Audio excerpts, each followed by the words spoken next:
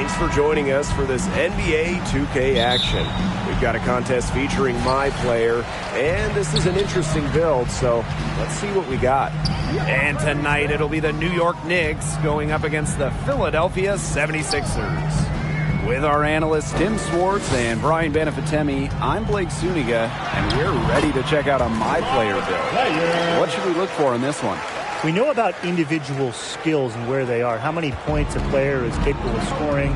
But for me tonight, I am so curious of how much of a team player they are.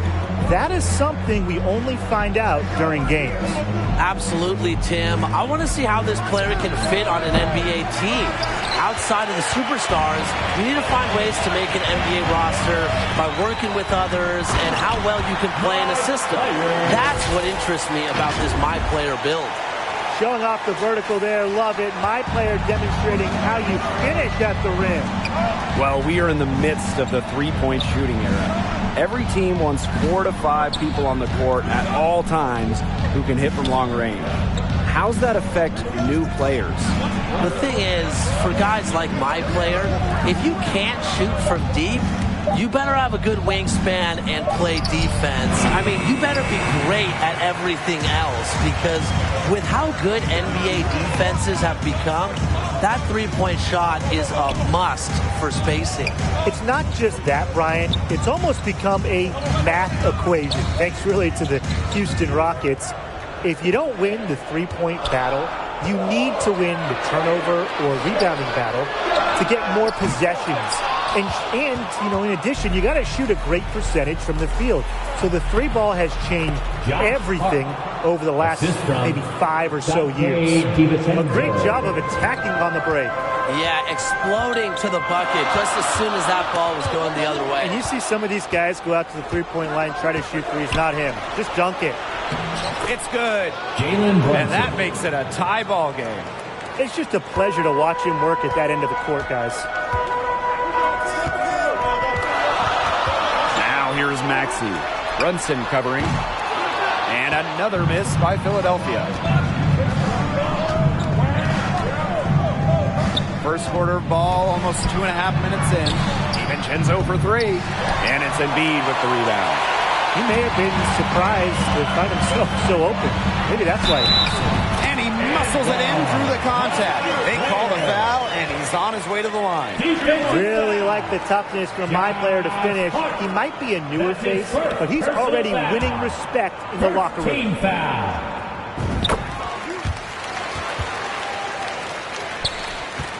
Well, guys, if you were a wing player, how would you go about playing with Tobias Harris? Well, offensively, he opens up a lot of doors for you, and even some driving lanes. He's a problem from the perimeter, so defenses might dare you to attack instead of him. And defensively, Harris's combination of strength and length is pretty useful. So as a wing, I'd try to be right there with him, reading passing lanes, knocking balls loose, whatever you can do to contribute. The 76ers leading. Inside, Dante DiVincenzo with the steal. Here's Brunson, finished off the break. Maxey with it. To the inside, Leaf. And my player throws it down. The one-hand slam just looks so pretty when it's his hand doing the slamming. Oh, man, he is smooth as silk, even on the power finish. Just so pretty. That's part of what makes him unique, that combination of the P&P, power and polish. It's very dangerous to leave him open like that. Lucky break for the D that he missed it. My player, high post. The three ball. The putback. He hangs in there and cashes in on the second chance points. Hitting the old boards, Embiid wants to own the inside on both ends of the floor. A post force. Timeout call. He wants to tinker with the game plan a little bit, and now is the time to do it. Yeah, there were clearly some things going on out there he didn't like. That's a good time to take a timeout. Please welcome to the court your Sixers ENT. Okay, fans, put your hands together for your Philadelphia 76ers ENT to Brunson. Here's Hartenstein, guarded by Embiid. 2 minutes remaining in the first. 2 minutes. Here's Hart. 6 to shoot.